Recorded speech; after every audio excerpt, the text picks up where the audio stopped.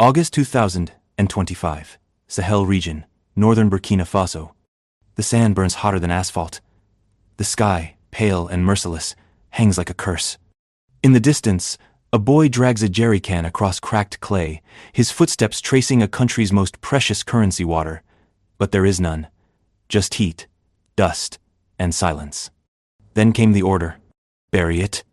Millions of gallons. Not oil, not gold. Salt water purified, treated, and injected deep beneath the dunes. Gone, hidden, on purpose. To the outside world, it looked insane. To the thirsty, it looked cruel. But to Ibrahim Traoré, president of a landlocked nation choking on drought, it was something else entirely. It was war. Because in Burkina Faso, rain is not seasonal, it's political.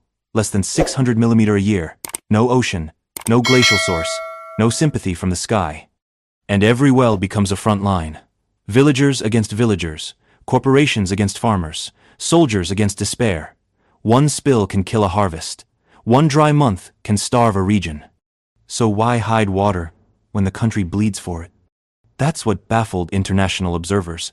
But Traore wasn't playing by colonial logic. His answer came not through speeches, but through pumps, pipelines, and sand. It came through a directive marked Classified 44B. A sovereign water doctrine written not in ink, but in brine. Project Silent Reservoir. Thousands of barrels of desalinated water buried under layers of treated sand, wrapped in hydrophobic membranes, protected from evaporation, theft, and war. Monitored by AI systems built in Ouagadougou, powered by solar microgrids, invisible to satellite reconnaissance. No IMF funds, no UN blueprint, no French contractors.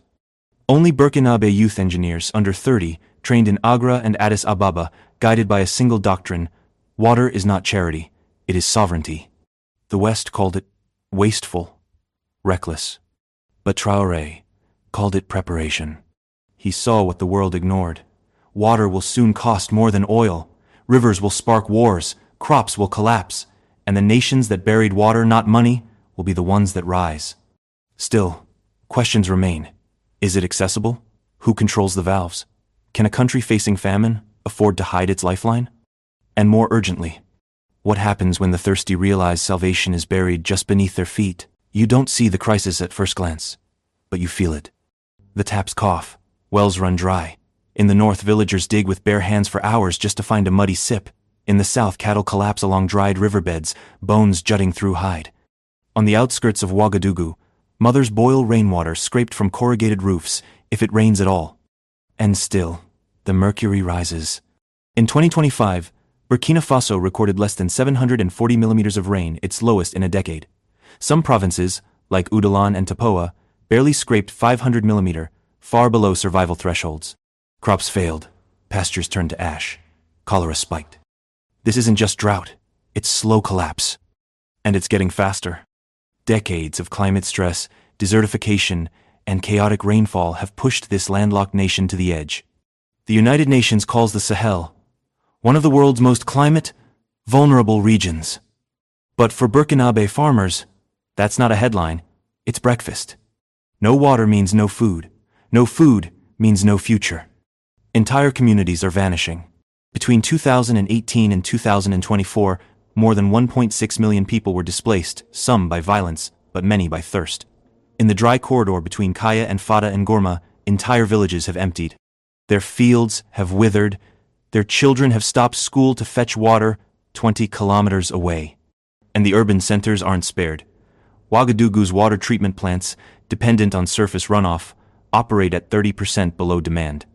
The capital's population has nearly doubled in 15 years, but its water infrastructure hasn't kept pace. The result? Rationing, unrest, black markets. Burkina Faso, once self-sufficient in food staples, now relies on grain imports from Ghana, Benin, and beyond, a geopolitical weakness Traoré has repeatedly warned about. If the rains continue to fail, the country risks becoming a permanent humanitarian zone ruled by aid trucks and foreign contracts. That's the nightmare Traoré saw. And that's why the water was buried. Because he knew the math. If Burkina Faso stays dependent on rainfall, it dies. Not in one day, but in waves. First crops, then livestock, then people, then hope. He called it openly the silent genocide of climate neglect. And behind closed doors, officials used a different term, hydro-exodus.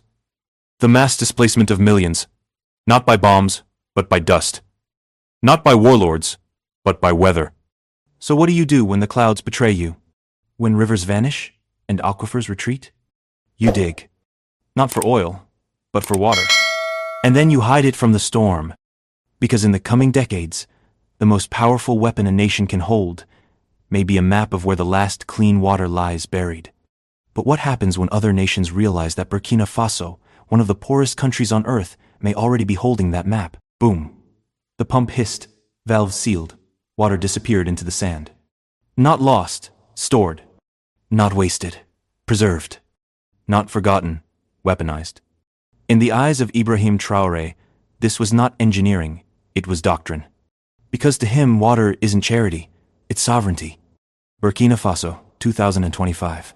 A country where every gallon is a negotiation, where rivers don't flow, they vanish, where foreign companies bid for drilling rights like prospectors bidding for diamonds.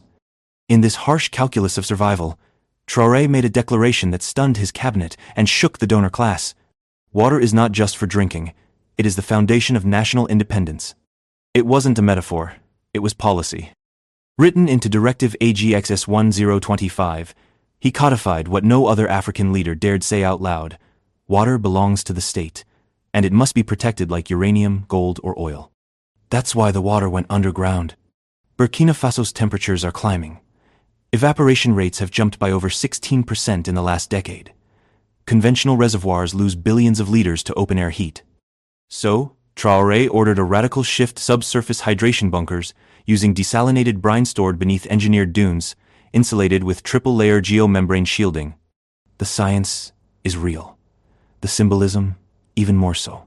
He compared it to the way the French guard their nuclear fuel, to the way the Saudis manage oil beneath the Rub al Khali desert.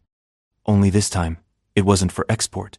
It was for Burkinabe children who may one day be born into a world without clouds. And he said it without blinking. If we don't act today, our children will die of thirst tomorrow. And it won't be because God failed us, it will be because we failed to prepare. To Traoré, burying water wasn't burying hope. It was preserving the right to survive without permission. And in doing so, he challenged the entire global water narrative, that Africa must beg for it, import it, or watch it trickle down in the form of aid. This vision sparked outrage in boardrooms from Brussels to Geneva. Water, to them, was a commodity. To him, it was a line in the Constitution. And so, while foreign contractors proposed more aid-funded dams, Traoré built microcatchments, gravity-fed storage spheres, and sealed reservoirs immune to sabotage, sun, and speculation. His goal wasn't to be praised by donors. It was to ensure that Burkina Faso would never again need them. Some call it paranoia, others call it prophetic. But ask yourself, in a century where climate is currency, what is more valuable than the ability to create your own rain beneath your own feet? It started with the sound of shovels. Then came concrete. Then water trapped, not lost.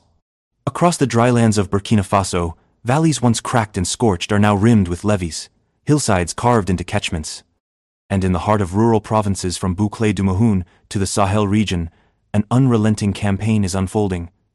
Hundreds of small and mid-sized dams, rising quietly but decisively. They don't look like megaprojects. There are no flashy ribbon cuttings, no IMF billboards, no foreign consultants in SUVs, but these dams, modest, strategic, and hyper-local, are saving Burkina Faso one raindrop at a time. The strategy is simple, but the logic is revolutionary. Don't chase the river, catch the rain. In a country where rainfall is erratic and short-lived, Traoré's government has shifted its entire national water policy.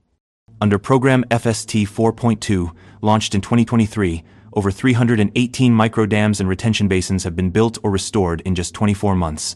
Their purpose? Catch floods before they destroy, store water before it escapes, recharge aquifers before it's too late. Engineers call it managed surface retention with vertical infiltration, but to farmers in Koudougou and Yatenga, it just means the corn grows again. And it's working. Rain that once vanished within hours now stays, seeps, sinks. Underground water tables, previously in freefall, have begun to stabilize. Local agriculture, once paralyzed by drought, is rebounding. Dry season farming is back. Women's cooperatives are planting tomatoes in October. Millet fields shine green in November.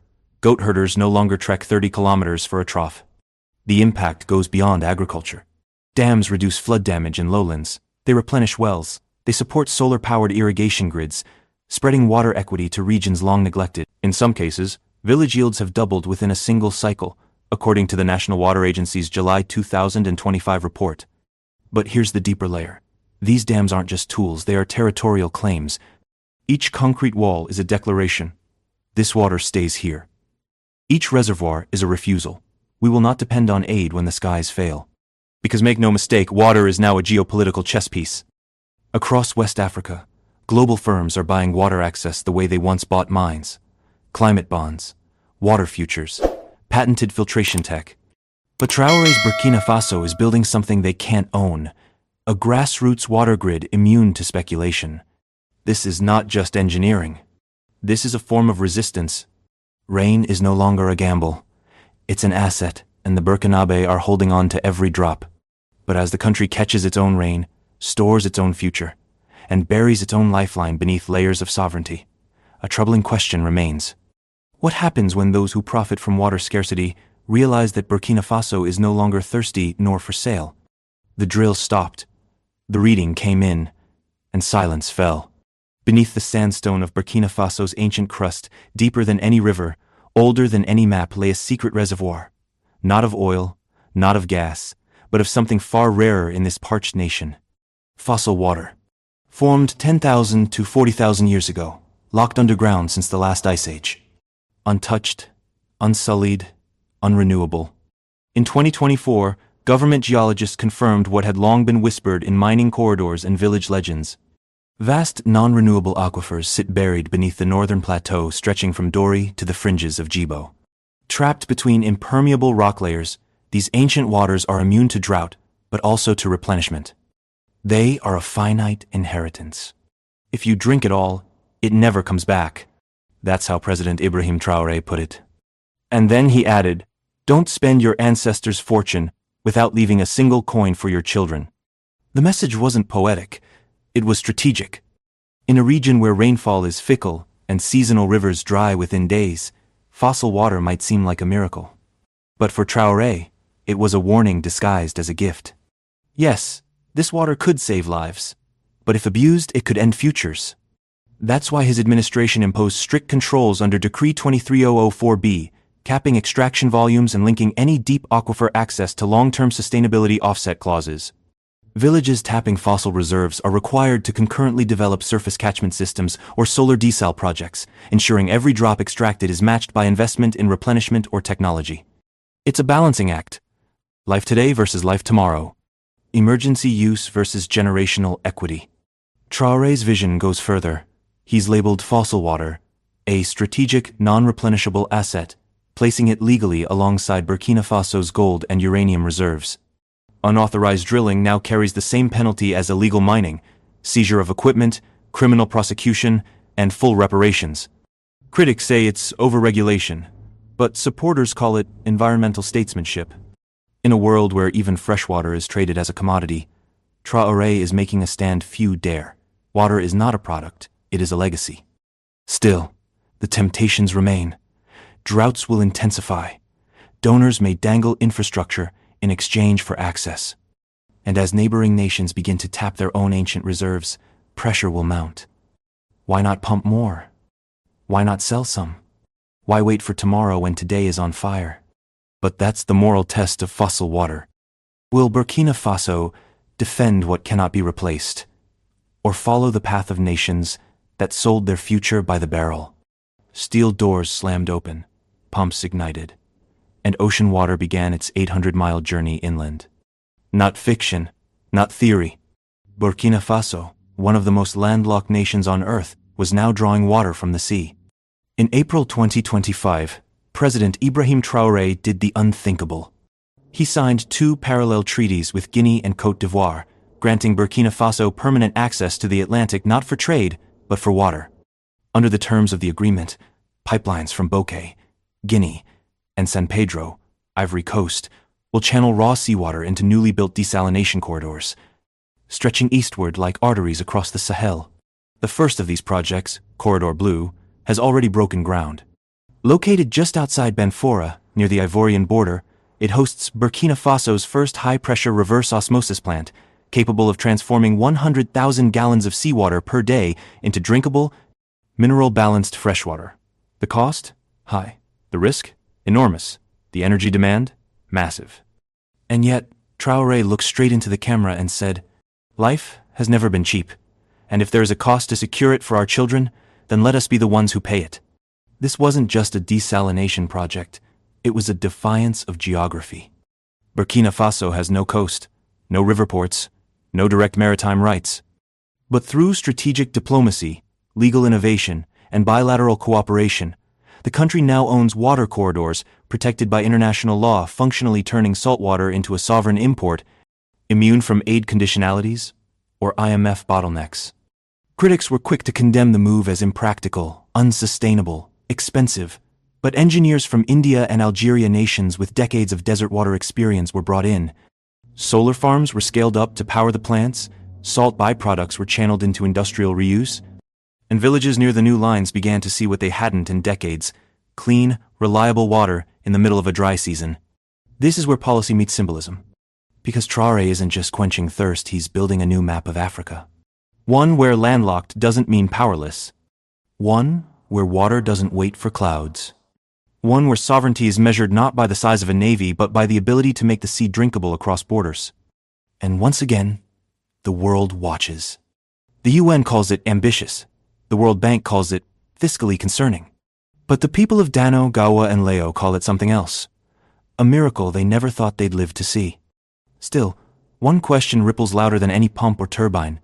If a landlocked nation can turn salt water into independence, what excuse do the rest of us have? No water in the sky, no river on the map, but something moves beneath their feet. In the dry belly of Burkina Faso, beneath fields once abandoned to dust and cracked soil, a new sound hums just below the surface. Not thunder, not rain, but pressure, high-pressure pumps, moving desalinated seawater across hundreds of miles, silently and invisibly. They call it the invisible river, born from salt, engineered through steel. It's not visible from satellites. It doesn't shimmer like the Nile or roar like the Amazon. But under the red clay of West Africa, a man-made subterranean artery now flows from Banfora to Kaya, from Ouagadougou to the borders of Niger. The concept defied logic when it was first announced in late 2024. A desert nation with no coast, building a vast network of buried pipes to circulate desalinated water across provinces? Even allies raised eyebrows. But Traore didn't flinch. Backed by bilateral water access agreements with Guinea and Côte d'Ivoire, and funded through a mix of African Development Bank bonds, India-Burkina tech credits, and sovereign wealth energy offsets, the project now spans over 1,200 kilometers of underground pipe, reinforced with thermoplastic polymer shielding and protected by national security law. Its function? Everything. The invisible river feeds irrigation hubs in the center-south. It fills emergency tanks in refugee zones near Djibo. It powers hydroponic farms in Koudougou and cools biomedical labs in Bobo Dioulasso. Even the data center of Koudougou, host of Burkina's new sovereign cloud, draws from it water recycled in closed-loop cooling systems. But this is more than infrastructure. This is myth turned mechanism. A dry nation that summoned its own underground river, not through prayers, but through policy. Not by begging the clouds, but by bending science and diplomacy to its will. In classrooms, students recite its specs like scripture. In mosques and markets, it's praised not as a miracle but as proof. Proof that sovereignty is no longer a speech. It is measurable in meters of buried pipe, in the pressure of valves, in liters per second. Traore framed it perfectly during a national broadcast in July 2025. Some nations were born with rivers. We built ours, beneath the sand, for our children, for the next century. But beneath that pride simmers a question, and not just for Burkina Faso. If the world can engineer a river in the middle of a desert, what else have we been told is impossible, simply because it was inconvenient to build? The wind howls across the Yatenga plains. Dust rises. The sun glares like a furnace overhead. On the surface, there is nothing but scorched earth and silence. A landscape etched by centuries of heat and hardship. but below something else. A river, unseen, artificial, unyielding, flowing beneath Burkina Faso's feet, like a lifeline, carved in steel and vision. This is not fiction, this is Burkina Faso, in 2025, a landlocked country with no coast, no Great Lakes, no mighty river, yet now home to a man-made water grid more advanced than many coastal nations. It begins with desalination plants on the Atlantic. It ends with irrigation valves in the Sahel. In between, thousands of kilometers of pipe, dozens of pump stations, underground reservoirs, digital flow controls. All built, not by accident, not by charity, but by choice. By design, by sovereignty. President Ibrahim Traoré stood before the nation this August and delivered a statement historians may one day quote as a turning point. We did not wait for the clouds. We did not wait for permission. We did not wait for aid. We acted. This is not just a new water system, this is a revolution. It's a revolution measured not in protests or slogans, but in liters per second. In solar-powered desal units. In farmland, once abandoned now blooming with crops. But more than that, it is a philosophical rupture, a rejection of the old narrative that Africa must wait, suffer, and receive. Burkina Faso chose to build, to engineer, to own. And in doing so, it offers a challenge to the world. If a landlocked nation with limited funds, scarred by drought and conflict, can lead a water revolution, what excuse remains for the rest of us? This isn't just a national story, it's continental. Across the Sahel, across sub-Saharan Africa, young engineers are studying what Burkina just proved, that climate is not destiny. That with political will, scientific resolve, and legal independence, even the desert can be bent to serve life, not erase it. This is the dawn of something deeper than infrastructure. It's the rise of a doctrine. Water is not just a need, it is a right, a resource, a weapon, a flag. And so, in the face of climate collapse, Burkina Faso made a decision few imagined possible.